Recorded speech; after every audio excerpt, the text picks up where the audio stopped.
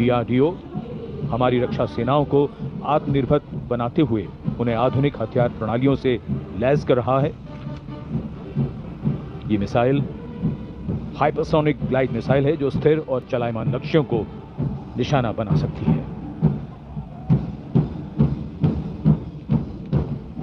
और दूसरा cruise missile, surface to air missile, even के एंटी टैंक गाइडेड मिसाइल्स भी हैं, एंटी शिप मिसाइल्स भी हैं, एंटी सैटेलाइट मिसाइल्स भी भारत के पास हैं।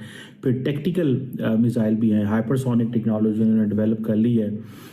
सो पाकिस्तान के पास ऐसा कुछ भी नहीं है कि टांगे कांप गई आके। ओहो, वो तो मोदी ने ना मिसाइल लगा दिए हैं, ऐसे कांप रहे हैं, ऐसे मिसाइल लगा दिए हैं, वो मार देंगे, वो 6 मिसाइल मार देंगे, ऐसे थी आपकी हालत। जो कि एक हाइपरसोनिक बैलिस्टिक मिसाइल है विच इज दिवानी मिसाइल, जो कि मैच 10 की स्पीड के साथ जो है वो ट्रैवल कर सकता है।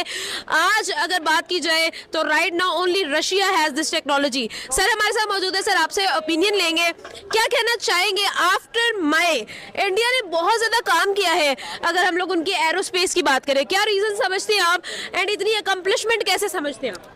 बेसिकली अगर इंडिया ने इस सेक्टर में, बाकी टेक्नोलॉजी के सेक्टर में इंडिया हमसे बहुत आगे है। लेकिन पीएम नरेंद्र मोदी से लगातार वो उन हथियारों के बारे में पूछ रही होती हैं। ऐसा लगता है कि पीएम नरेंद्र मोदी इन हथियारों की खासियत, इन हथियारों की ताकत उर्सुला वॉन डेर लेन को और एंटोनियो कोस्टा को समझा रहे हो, बता रहे हो, क्योंकि भारत के जैसे ही ब्रह्मोस मिसाइल कर्तव्य पथ पर मिसाइल कौन कौन से हैं, ठीक है, जैसे मैंने इनका बताया ना, ये वो है। अब फॉर एग्जांपल जो इंडिया के पास लॉन्ग रेंज जो मिसाइल्स हैं, ठीक है, वैसे तो इंडिया ये कहता है जी कि हमारा ये इंटरमीडिएट रेंज मिसाइल्स हैं, ठीक है। अगर इंटरमीडिएट रेंज इनके इस तरह के हैं तो लॉन्ग रेंज कौन से हैं?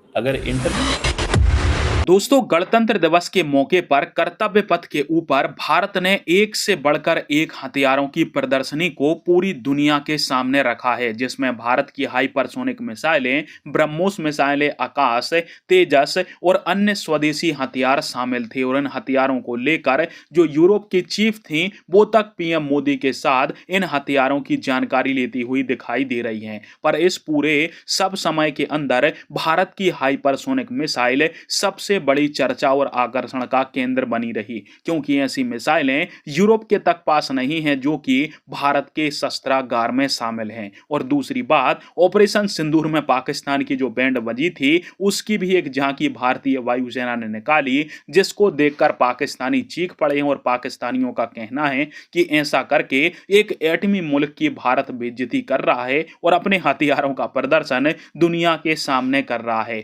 मतलब ऑपरेशन सिंदूर में तुम्हारी And now comes the tri-services tableau of Indian Defence Forces depicting Operation Sindoor, victory through jointness, symbolizing the collective strength, unity and integration of the Indian Army, Navy and Air Force in safeguarding national sovereignty. Victory through jointness embodies the transformation of India's defence forces into a future-ready, technology-driven and mission oriented forces. कीमत के अंदर हमें हर कीमत के अंदर अपने आप को एक आउटस्टैंडिंग पोजीशन में रखना है। अब मैं जरा थोड़ा बताता हूँ इनके पास मिसाइल कौन कौन से हैं, ठीक है, जैसे मैंने इनका बताया ना, ये वो है। अब फॉर एग्जांपल जो इंडिया के पास लॉन्ग रेंज जो मिसाइल्स हैं, ठीक है, वैसे तो इंडिया ये कहता है जी कि हमारा ये इंटरमीडिएट रेंज मिसाइल्स हैं, ठीक है। अगर इंटरमीडिएट रेंज इनके इस तरह के हैं तो लॉन्ग रेंज कौन से हैं? अगर इंटरमीडिएट रेंज है, ठीक है जी। अब ये जो इनका अग्नि प्राइम है ना, नेक्स्ट जनरेशन जिसे वो बोलते हैं, ये कहा जाता है कि दिस इज, ये लाइटर है, मोर एक्यूरेट है, और ये रेलवे जिसे मैंने कहा है वहाँ से टेस्ट किया जाता है। सो इनका इंडिया के जो लॉन्ग रेंज मिसाइल आर्सेनल में आता है, ठीक है, ये भी। और कौन कौन से आते हैं? इनका अग्नि 2 है एक, that is a medium range ballistic missile, 2000 से 2500 किलोमीटर, और ये इंडिया की जो स्ट्रेटेजिक फोर्सेस कमांड है उनके पास ये है। अग्नि 3, ठीक है, 3000 से 3500 किलोमीटर तक है, और it can take a heavier payload, ठीक है जी। और ये भी रेल लॉन्च कैपेबल है। अग्नि 3 की मैं बात कर रहा हूँ, मैं अग्नि 3 की बात कर रहा हूँ, ये भी रेल की कैपेबल है, ये ज़हन में रखिएगा, सिर्फ ये नहीं है। देन देयर इज एन अग्नि 4 intermediate range ballistic missile, 4000 kilometre तक जा सकता है। न्यूक्लियर वॉरहेड भी लेके जा सकता है। बाय द वे ये सारे न्यूक्लियर वॉरहेड लेके जा सकते हैं, that's not a big thing. फिर अग्नि 5 है जो इंटरकॉन्टिनेंटल बैलिस्टिक मिसाइल है, 5000 से 5500 किलोमीटर का। अब मुझे सिर्फ इतना बता दें 5500 किलोमीटर पे कौन है इंडिया का दुश्मन। अगर पाकिस्तान 3500 किलोमीटर भी बना लेना तो वो कहते हैं ये 3000 किलोमीटर भी बना लेना, 2750 किलोमीटर भी हम बना लेना कि हमने इंडिया के आखिरी कोने तक हिट करना है, ठीक है। तो वो कहते हैं ये मिसाइल अमेरिका जा रहे हैं, वो ये कहते हैं। एक हाइपरसोनिक बैलिस्टिक मिसाइल है विच इज दिवानी मिसाइल जो कि मैच 10 की स्पीड के साथ जो है वो ट्रैवल कर सकता है। आज अगर बात की जाए तो right now only Russia has this technology. Sir हमारे साथ मौजूद है, सर आपसे ओपिनियन लेंगे, क्या कहना चाहेंगे आफ्टर मई इंडिया ने बहुत ज्यादा काम किया है अगर हम लोग उनकी एरोस्पेस की बात करें, क्या रीजन समझते हैं आप एंड इतनी अकम्पलिशमेंट कैसे समझते हैं आप? बेसिकली अगर इंडिया ने इस सेक्टर में, बाकी टेक्नोलॉजी के सेक्टर में इंडिया हमसे बहुत आगे है। लेकिन वॉर की जहाँ तक बात आती है वो एक डिफरेंट सिनेरियो होता है। वहाँ पे आप जैसे ये पिछली वॉर हुई है उसमें आप देखें कि जो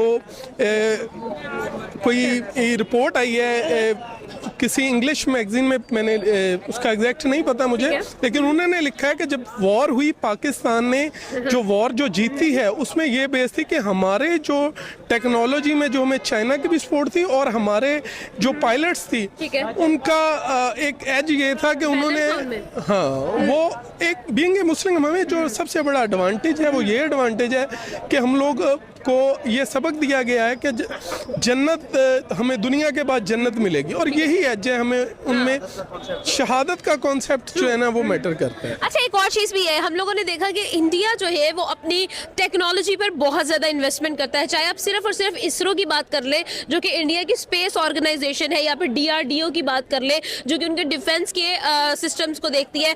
ब्राह्मोस एक बहुत बड़ी वर्ल्ड वाइड सक्सेस थी जो कि उनके मिसाइल प्रोग्राम में काफ़ी ज़्यादा, अगर आप उसकी ओरिजिन एंड डेवलपमेंट से देखना शुरू करें तो उनके पास बैलिस्टिक मिसाइल हैं, क्रूज़ मिसाइल हैं, टैक्टिकल मिसाइल हैं, फिर देन उन्होंने ये भी इस पर भी काम किया है। सो ये स्टार्टिंग फ्रॉम बैलिस्टिक मिसाइल और दूसरा cruise missile, surface to air missile, even के एंटी टैंक गाइडेड मिसाइल्स भी हैं, एंटी शिप मिसाइल्स भी हैं, एंटी सैटेलाइट मिसाइल्स भी भारत के पास हैं, फिर टेक्टिकल मिसाइल भी हैं, हाइपरसोनिक टेक्नोलॉजी उन्होंने डेवलप कर ली है। सो पाकिस्तान के पास ऐसा कुछ भी नहीं है। बाय द वे मैं आपको बताऊं, जो पाकिस्तान के पास हाइपरसोनिक टेक्नोलॉजी है इसकी कोई ऐसी एविडेंस नहीं मिलती कि पाकिस्तान के पास हाइपरसोनिक